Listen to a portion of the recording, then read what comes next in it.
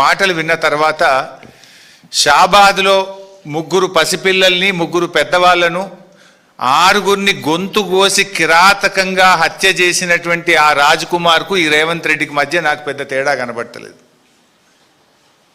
ఒక సైకో మనస్తత్వం, వాడొక సైకో రాజ్ కుమార్. నిజంగా ఎంత సైకో అయితే నాకు దక్కని వాళ్ళు ఎవరికి దక్కద్దు అని చెప్పి ఆ 6గురిని ఎంత దారుణాతి దారుణంగా కోడిని మెడకాయ కోసినట్టు కోసి చంపినాడు. పాపం ఒక ఉన్మాదిగా వ్యవహరించినాడు. ఎంత బాధ కలుగుద్దంటే పాపం ఇప్పుడు ఒక్క అమ్మాయి మిగిలింది అక్కడ. చెవులు వినబడవు, మాటలు రావు, కాళ్ళు లేవు. ఇప్పుడు ఆ అమ్మాయి పరిస్థితి ఏంటి? ఇంట్లో 6గురిని చంపేసిండు వాడు, ఒక్కటి మాత్రమే మిగిలింది. ఆ బిడ్డ, ఆ చిన్న పసిపాప, ఆమె కూడా పెళ్లిగాని అమ్మాయి. ఇప్పుడు ఆ పిల్ల పరిస్థితి ఏంటి? ఇంత జరిగితే పక్క రాష్ట్ర ముఖ్యమంత్రి స్పందించిండు ఆ సంఘటన మీద, కానీ ఈ రాష్ట్ర ముఖ్యమంత్రికి కనీసం ఆ సంఘటన మీద స్పందించలేదు ఇప్పటిదాకా. ఒక సీనియర్ అధికారి, ఈ రాష్ట్రానికి చెందిన ఒక ఉన్నతాధికారి, పోలీస్ అధికారి నిన్న గోల్ఫ్ కోర్స్లో హైదరాబాద్ గోల్ఫ్ క్లబ్లో గోల్ఫ్ ఆడుతున్నాడు నిన్న మధ్యాహ్నం పూట. ఈ రాష్ట్రంలో లా అండ్ ఆర్డర్ పరిస్థితి ఏముంది? అసలు ముఖ్యమంత్రి పాలన ఎట్లుందంటే నువ్వెట్లున్నావో నీ పరిపాలన కూడా గట్లే ఉంది.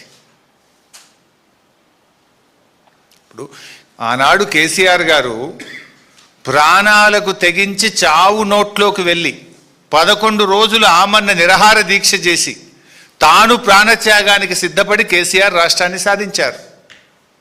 కానీ ఎన్నడూ రక్తం పారించే ప్రయత్నం కానీ ఎవరి రక్తం అడగలే కేసీఆర్ గారు. తన రక్తాన్ని ఇచ్చి తన ప్రాణాన్ని ఇచ్చి రాష్ట్రాన్ని సాధించే ప్రయత్నం చేసింది కేసీఆర్. కానీ నువ్వు ప్రశ్నించినటువంటి వాళ్ళను, రైతుల పక్షాన నీళ్ళు అడిగినటువంటి వాళ్ళను ఇవాళ రక్తం బారిస్తా, వాళ్ళను కోస్తా, వాళ్ళ రక్తం బారిస్తా అని నువ్వు మాట్లాడుతున్నావు. ఇది కేసీఆర్ గారికి నీకున్నటువంటి తేడా. ఇంత నీచమైనటువంటి వ్యాఖ్యలు చేసిన రేవంత్ రెడ్డి కనీసం నీకు నువ్వన్న టీవీలో చూసుకొని తప్పు మాట్లాడినని బేషరతుగా క్షమాపణ చెప్పాలని చెప్పి నేను డిమాండ్ చేస్తూ ఉన్నా. ఇంకో మాట కూడా చెప్తున్నా రేవంత్ రెడ్డి, నీకేంది?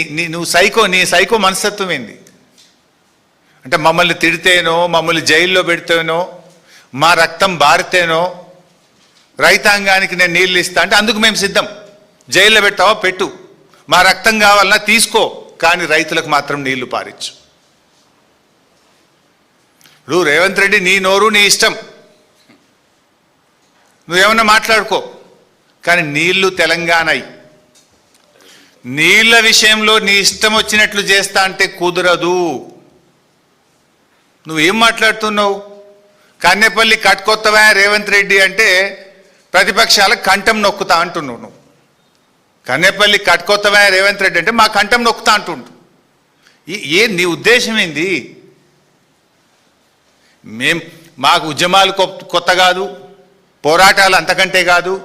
తెలంగాణ ఉద్యమంలో అనేక సార్లు అరెస్ట్ అయినాం, జైళ్ళల్లో పడ్డాం. మాకేం అరెస్టులు జైళ్ళు కొత్త కాదు. ధర్మం కోసం, న్యాయం కోసం, రాష్ట్రం కోసం ఆనాడు అరెస్టులు అయినాం, జైళ్ళల్లో పడ్డాం. ఇవాళ లక్షలాది మంది రైతుల కోసం జైళ్ళల్లో పడడానికి సిద్ధం, రక్తం ఇవ్వడానికి సిద్ధం తప్ప నిన్ను మాత్రం వదిలిపెట్టము.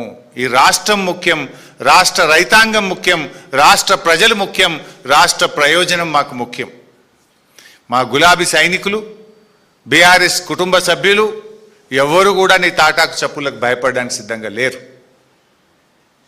ఇలా ఈ రాష్ట్ర ప్రయోజనాలు, రైతుల ప్రయోజనాలు అనేటువంటివి ముఖ్యంగా ఇది బీఆర్ఎస్ పార్టీ రాష్ట్రం కోసం ప్రాణత్యాగానికి సిద్ధపడి తెచ్చినటువంటి రాష్ట్రం ఇది. ఇలా రేవంత్ రెడ్డి మాటలు, చేష్టలు, చర్యలు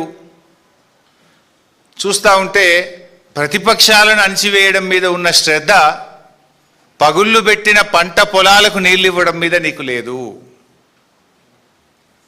ఇలా రాష్ట్రంలో కొన్ని చోట్ల మేము చూస్తూ ఉన్నాం, పత్తి విత్తనాలు పెట్టారు, నీళ్లు లేక పాపం వర్షాలు పడక బిందెలతో నీళ్లు చిలకరిస్తూ ఉన్నారు. నీళ్లు మోసి బిందెలతో మొక్కకు చిలకరిస్తూ దాన్ని కాపాడుకోవడానికి రైతులు తల్లడిల్లుతున్నా నీకు చీమ గుట్టినట్టు లేకపోయా.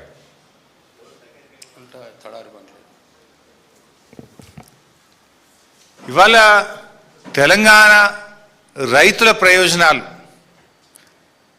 కాపాడడానికి, వాస్తవాలు చెప్పడానికి నేను ఈరోజు మళ్ళీ మాట్లాడుతూ ఉన్నాను. నిన్న ముఖ్యమంత్రి గారు పచ్చి అబద్ధాలు మాట్లాడిండు. లాస్ట్ టైం కూడా నేను ఆయన అబద్ధాలు ఎట్లా మాట్లాడిండో ఒక్కటొక్కటిగా స్క్రీన్ మీద పెట్టి చూపించాను. నిన్న మళ్ళీ అవే పచ్చి అబద్ధాలు మాట్లాడిండు. నంబర్ 1, మేడిగడ్డ మీద తప్పుడు ప్రచారం.